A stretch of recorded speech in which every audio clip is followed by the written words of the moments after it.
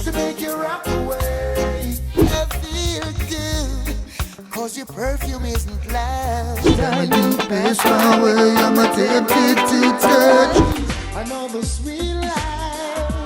Can one man's voice really heal a broken heart? For over 5 decades, Beres Hammond has proven that it can. But behind those silky smooth vocals and romantic ballads lies a story that Jamaica would prefer to keep quiet. From whispered rumors of drug use to fake death reports that shocked the music world, the man they call the General has weathered storms that will destroy lesser artists. What you're about to discover about this reggae legend will change how you hear every note he sings. Turn the world into your fan.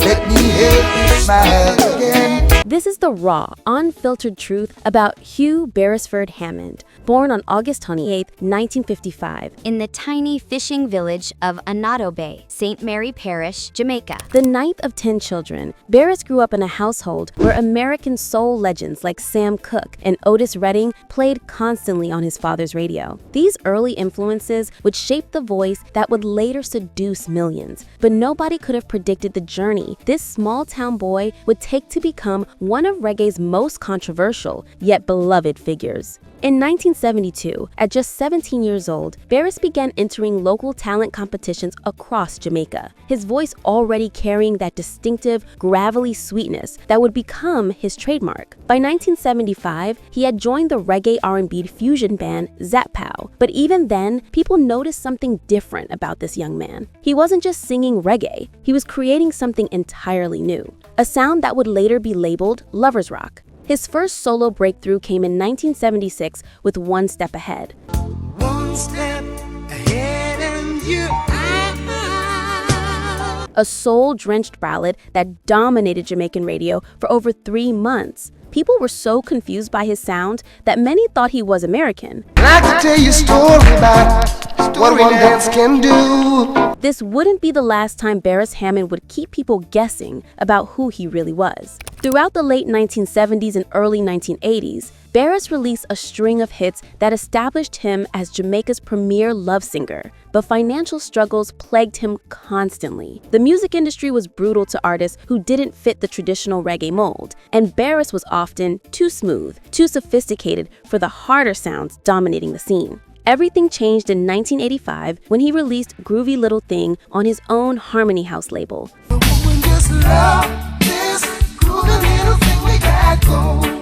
Finally taking control of his destiny. But it was 1987's What One Dance Can Do That's what one dance can do. that truly announced Beres Hammond as a force to be reckoned with. The song spawned multiple answer records, including his own follow-up, She Loves Me Now, She loves me now. and established the template for what would become his most successful period. However, success in the reggae world came with temptations that nearly destroyed some of its biggest stars. But it's where the whispers begin that adds another layer to Hammond's mystique. In a shocking 2019 interview, veteran artist Ika Mouse made explosive claims about drug use among reggae legends, specifically alleging that Beres Hammond had almost lost his life to crack cocaine. Let me tell you who loved drugs. It was alleged that John Holt was doing. Also alleged that Beres Hammond almost died from crack.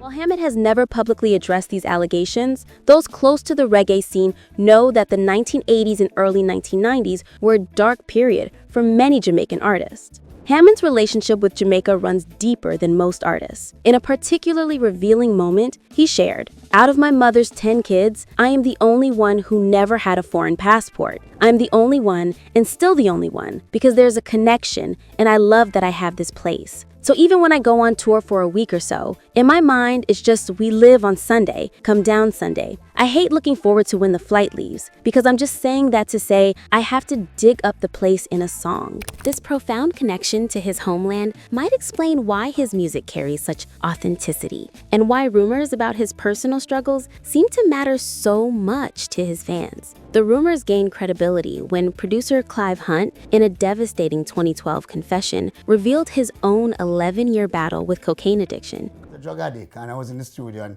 Beres was my version before, and it always break Beres' heart to see me on my behave.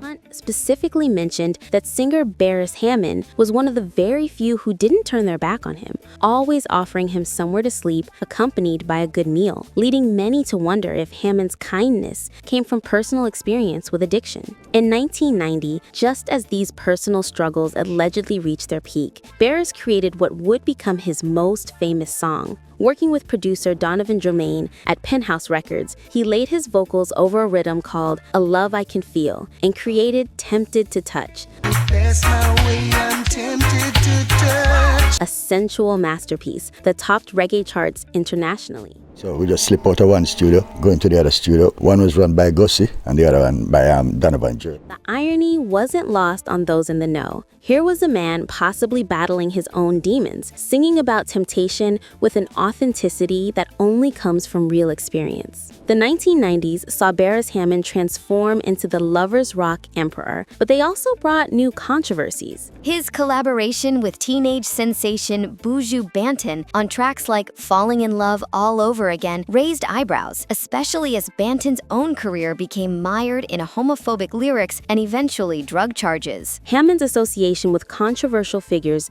became a pattern that followed him throughout his career. Back in them days, they used to have people like Buju Banton and all them people. We ain't wonder they never get the big break yet. And In 1992, Hammond released Fire, Fire! How can evil be over? a song that received critical acclaim but also sparked whispers about its deeper meaning. Was this just another love song, or was it about something more dangerous? Those familiar with reggae's coded language wondered if Hammond was singing about more than just passion. Major labels like Elektra Records finally took notice, signing Hammond in the mid-1990s for his album In Control. But even as his international profile grew, the rumors persisted. A poll from 2025 found that 33% of voters think that Beres Hammond does do drugs regularly. 43% assume that Beres Hammond does take drugs recreationally, and 24% are convinced that Beres Hammond has never tried drugs before, showing how these whispers have followed him for decades. The new millennium brought both triumph and more controversy. His 2001 album Music is Life featured a collaboration with Wyclef Jean, who famously declared on the outro of Dance for Me, "All you fake singers bow down to the legend." All you fake singers out there, bow down to the legend. But even as legends praised him, the rumors continued to swirl. In 2008, false reports began circulating on social media that Hammond had suffered a heart attack and died. Fans mourned and wished all the best for his family, only to discover the reports were completely fabricated. This happened again in 2012, leading to the headline Beres Reborn, as the Ready world realized their beloved crooner was very much alive. These death hoaxes revealed something fascinating about Hammond's relationship with his audience. People cared so deeply about this man that the mere rumor of his death could shut down social media with grief. But why were these rumors so believable? Was it because of the whispered stories about his past struggles? Hammond's personal life has remained largely private, though he's known to have children. I get, and these are the ones who want to involve themselves in the music business. And if you ask me, whatever part of it they take on, they're very good. When directly asked about his type of woman, Hammond revealed his philosophy. It's hard to not just forget, even nervous. I observe. I didn't know what I wanted. That's all I really look for in a woman I can endure. Let me try to be present at every given moment. He's never been one for public relationships or scandals, preferring to let his music speak for itself. This privacy has only fueled more speculation about what he's really been through. Just knocking on the door, disrespecting the noise.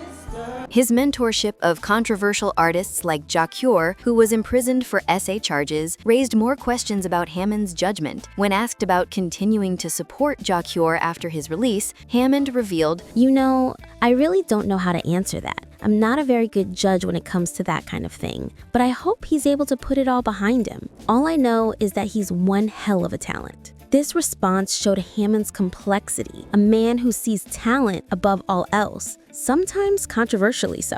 In 2013, the Jamaican government awarded Hammond the Order of Jamaica for his contributions to music, finally giving official recognition to an artist who had spent decades in the shadows of more mainstream reggae stars. One of our best voices, an icon of our time, Beres Hammond, OJ.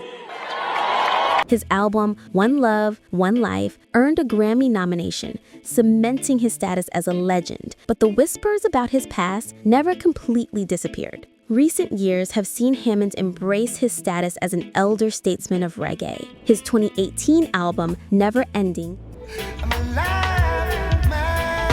I think this album's gaining some traction, and I think it deserves all the traction that it's getting. topped the Billboard Reggae Albums chart, and his 2021 streaming event, Love from a Distance Live, drew over 120,000 viewers during the COVID-19 pandemic. No one has the right to decide how the other man should live. But even as he performs to sold-out crowds, those who know the industry continue to wonder about the real stories behind those soulful eyes. Contemporary artists like Drake and Rihanna have publicly expressed their admiration for Hammond's work. In 2012, Rihanna tweeted the lyrics to Beres's They Gonna Talk, We know we're in a fuss.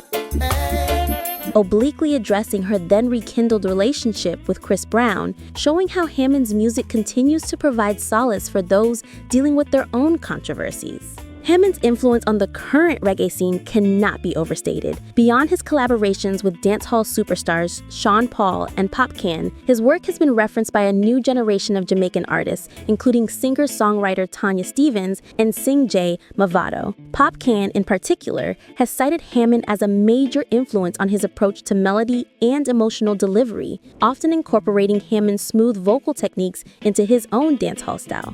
The lovers rock subgenre that Hammond pioneered has become the blueprint for contemporary Caribbean romance music. Artists across the diaspora, from London's UK reggae scene to Toronto's Caribbean music community, study Hammond's vocal phrasing and emotional authenticity. His ability to make vulnerability sound powerful has influenced everyone from Chronics to Coffee, who have both acknowledged learning from Hammond's approach to storytelling through song. In Jamaica's music industry, Hammond is regarded as the masterclass in longevity and artistic integrity. Young producers regularly sample his rhythms, and his songs continue to be covered by emerging artists who see his catalog as essential study material. His 2021 streaming event, Love from a Distance Live, drew over 120,000 viewers during the COVID-19 pandemic, many of young artists watching to learn from a master still at the top of his game. Even veteran artists continue to seek his collaboration and blessing. When Wyclef Jean worked with Hammond on Dance for Me, Sipping on my favorite thing, 'cause I know. He famously declared on the outro, "All you fake singers, bow down to the legend." And all you fake singers out there, bow down to the legend. And A statement that resonates throughout the industry today. Hammond's approval or collaboration is still seen as a career-defining moment for many artists. Hammond's current net worth is estimated at approximately $5 million. Modest by international standards, but respectable for a reggae artist who spent decades fighting for recognition. He owns property in Jamaica and has invested in music-related businesses, including his own recording studio, where he continues to nurture young talent. Today, at 69 years old, Beres Hammond remains active and relevant. His recent performances, including the 2025 Intimate Concert alongside Buju Banton and Marcia Griffiths, prove that his voice has lost none of its power. He continues to tour internationally, drawing multiple generations of fans who find healing in his music. At your home, let's give him a big round of applause. Pick up yourself, sir.